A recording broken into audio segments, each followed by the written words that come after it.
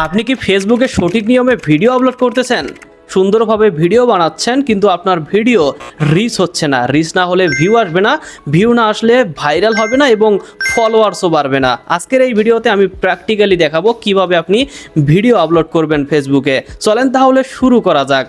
তার আগে আপনি যে ভিডিওটা মেক করছেন সেই ভিডিওটার রেশিও তো ঠিক আছে, অবশ্যই 19:16 রেশিওতে ভিডিওটা মেক করবেন।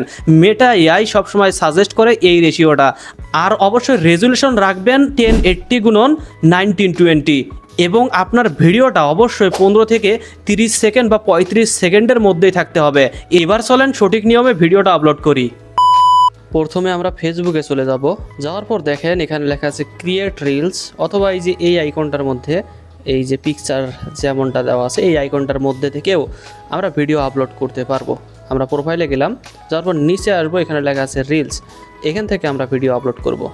রিলসে ক্লিক করব, করার পর যে ভিডিওটা আপলোড করতে চাচ্ছি সেই ভিডিওটা সিলেক্ট করব। করার পর দেখেন উপরে লেখা আছে অ্যাড টাইটেল এবং ডিসক্রিপশন। প্রথমে টাইটেল দেব, টাইটেল 15 থেকে 20টি ওয়ার্ডের মধ্যে টাইটেল দিয়ে দেবো, যত শর্ট করা যায় ততই ভালো। ডিসক্রিপশনে লিখব ভিডিওটা যেরকম সে অনুযায়ী ডিসক্রিপশন দেব, যেটা আছে ভিডিওর মধ্যে সেটা ডিসক্রিপশন দেব।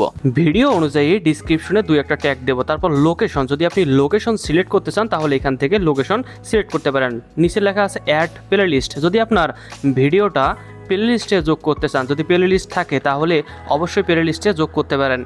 এরপরের অপশন হচ্ছে শেয়ার টু গ্রুপ, যদি আপনার গ্রুপ থাকে তাহলে অবশ্যই শেয়ার করে দেবেন, তাহলে আপনার রিচ আরও বেড়ে যাবে। তারপরের অপশন হচ্ছে শেয়ার টু ইয়োর স্টোরি, মানে এই ভিডিওটা যদি আপনি স্টোরির মধ্যে শেয়ার করতে চান তাহলে দিতে পারেন। শেয়ার অলওয়েজ, যদি এটা ক্লিক করেন তাহলে বারবার ভিডিও আপলোড করবেন, সম্পূর্ণ ভিডিওটা চলে যাবে স্টোরিতে। যদি শেয়ার 1 দেন তাহলে এই ভিডিওটাই শুধু স্টোরির মধ্যে চলে যাবে। তারপর অপশনটা হচ্ছে ট্যাগ পিপল, যদি আপনার বন্ধুদের মাঝে ট্যাগ করতে চান তাহলে এই ভিডিওটা এখান থেকে ট্যাগ করতে পারেন।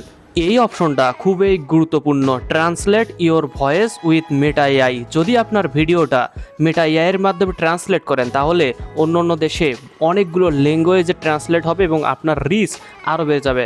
আমি বলবো অবশ্যই এইখানে ক্লিক করবেন, যেহেতু আমার অফ করা আছে, আমার হচ্ছে না, অনেকগুলো ভিডিও আমার হয়ে গেছে অলরেডি ট্রান্সলেট করা, তাই আমাকে দিচ্ছে না। পরের অপশনে চলে যান, লেখা আছে এবিএ টেস্ট, এখানে যদি আপনি ক্লিক করেন কভার টেস্ট, যদি কভার টেস্টে ক্লিক করেন তাহলে আপনি ভিডিও থেকে থাম্বনেল ক্রিয়েট করতে পারবেন, অথবা অ্যাড ফরম গ্যালারি, মানে গ্যালারির মধ্যে থেকেও আপনি থাম্বনেল দিতে পারেন। এটা খুবই সুন্দর একটা পদ্ধতি।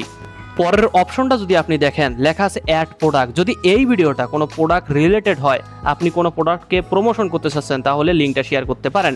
পরেরটা খুবই গুরুত্বপূর্ণ ভাই, পরের যে অপশনটা আমরা সবসময় এটা ভুল করি, অ্যাড এআই লেভেল। যদি আপনার ভিডিওটা এআই বেস হয় তাহলে অবশ্যই টিক মার্ক করবেন, তা না হলে আপনার মনিটাইজেশন চলে যেতে পারে, আপনার অনেক ধরনের সমস্যা হতে পারে। তাই আমি বলবো যদি এআই ভিডিও হয় তাহলে অবশ্যই এটা ক্লিক করবেন। তারপর লেখা আছে বুস্ট রিলস, এটা ইগনোর করেন, কারণ আপনি মনিটাইজেশন যদি নিতে চান তাহলে এটা আপনার প্রয়োজন নেই। তারপর অপশন হচ্ছে হু ক্যান সি দিস, অবশ্যই পাবলিশ রাখবেন। শিডিউল অপশন, যদি আপনার ভিডিওটা শিডিউল অপশনে রাখতে চান তাহলে আপনি শিডিউলে রাখতে পারেন।